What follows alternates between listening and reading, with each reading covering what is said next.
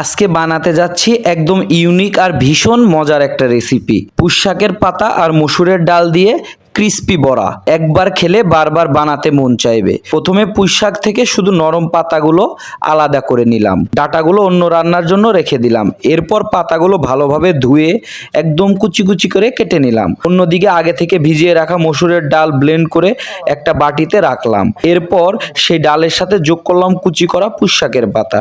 এরপর দিলাম কুচি করা পেঁয়াজ, কাঁচামরিচ, 1 চামচ আদা বাটা, পরিমাণ মতো লবণ, সামান্য হলুদের গুঁড়া আর ধনিয়ার গুঁড়া। তারপর সবকিছু ভালোভাবে মেখে নিলাম। মাখানো হয়ে গেলে হাতে করে ছোট ছোট বড়ার শেপ বানিয়ে গরম তেলে একে একে ছেড়ে দিলাম। সুন্দর সোনালী রং হওয়া পর্যন্ত ভেজে তুলে নিলাম।